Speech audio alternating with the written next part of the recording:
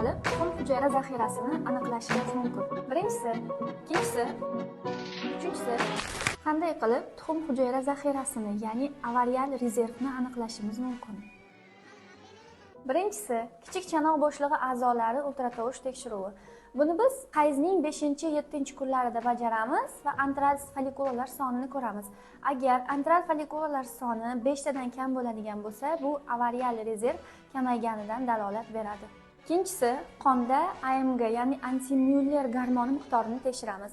Agar antimyuller gormoni qonda 1 nanogram millilitrdan kamaygan bo'lsa, bu ham avarial rezerv kamayganidan dalolat beradi.